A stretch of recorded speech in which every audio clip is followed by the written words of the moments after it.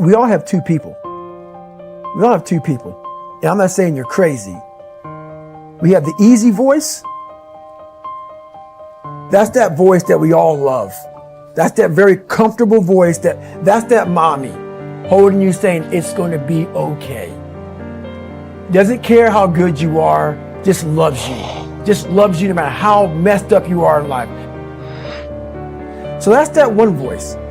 This other voice that we walk very far away from is the voice saying, hey man, you ain't doing shit. So we try to get this voice out of our head completely. And we live over here in this land. So what you have to do first is turn up this voice over here. The voice saying things to you that aren't nice. That it's in our head saying, you know what, man, dude, you're not doing shit. I'm not saying to put yourself down.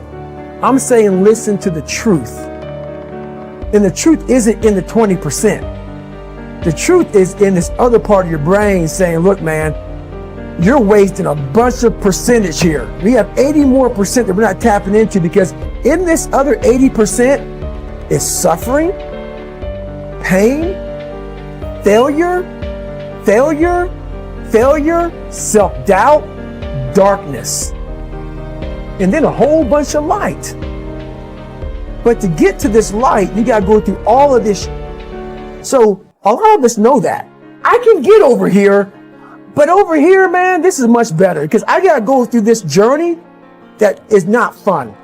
This from 20 to 100%, this shit in between is not fun. So we decide to live over here. So everybody goes, how do you do that? You know exactly how to do that. You know exactly, it's not a magic trick.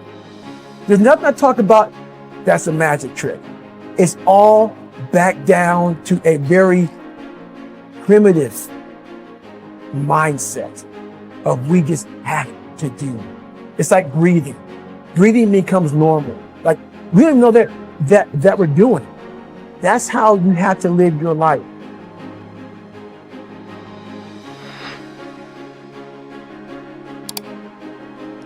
When that alarm clock goes off at 4 or 5 in the morning, your mind says no. You just say, this is what we do. It's what we do now. Because to get to where you want to go, the amount of pain involved, I'm not saying physical, I'm not saying you got to break yourself off. The amount of mental pain of how many times you're going to have to do something that you don't want to do to get to where you want to go. When I was 297 pounds and I was fat as hell trying to be a Navy SEAL, the scariest thing in the world to me, even to this day, was that could have been the rest of my life. I thought then I was trying hard. That's the scariest thing in the world.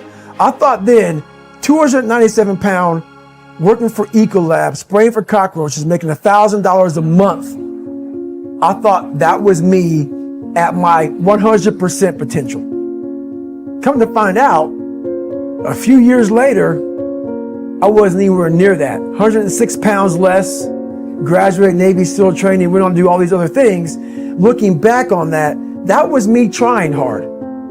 That's why people got to understand what is in us. We have no idea until we start trying hard. And I mean really trying hard when you're obsessed with, hey, this is my new norm. My new norm is that, wow, this isn't always fun.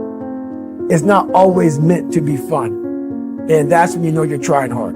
Is that, and so people listening to us that maybe are at 20% or 30%, you know, about, yeah, I'm going hard, I'm going max, and yet they're not seeing the results. Like, how do they actually shake themselves out of that?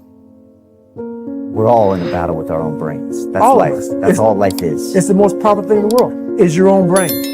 It can work for you or against you. And as opposed to focusing on all those bad things that happened, all the things you didn't have, the people that called you names, all the stuff that was doing again, and you start thinking, wait a second, I just visualized this, and now I can take it to the next level, because the visualization got you through SEAL.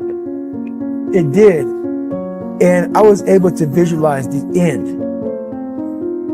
So when I was 297, and I was all fat and out of shape, and I couldn't run a quarter mile, and I was drinking milkshakes and eating boxes of donuts, I visualized, man, how would it feel for a brief moment So there was 22 guys that graduated. I watched this segment on TV about these guys going through Navy SEAL training. And I couldn't even, I wasn't a great swimmer. I was afraid of the water, all this crap, man. But at the very end, it says 22 guys, there's commanding officers up there, and he gives this great speech.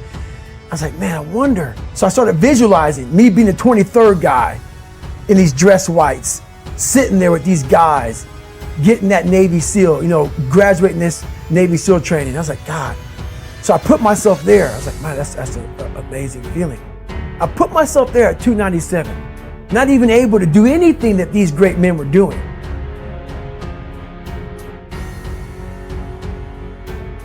I could just feel that. It lasts for 1 second. You get that certificate, you walk across the stage, and what's next? But I didn't know that then. My mind was that I thought I'd live in that moment forever. So I said, wow, man, if I could just feel like that. If I could feel like that. And what was that feeling you wanted so bad? That accomplishment? Victory. I wanted to win. Not like beat somebody else. It wasn't about that. I just wanted to go the distance. Everything in my life, when something got hard, I quit. If it was reading, that's where, I wasn't great at reading. I wasn't great at writing, so I just quit. I couldn't catch on as fast as you. I had to work harder than you, so I quit. I wasn't great at things, so I quit. I'm not good at this. Like, man, if I could just go that distance, that extra mile, to just go, just to finish. I want to finish. I want to feel victory. And victory for me wasn't winning, it was just finishing. So I said, you know what? If I could feel like these guys feel, it would change my life.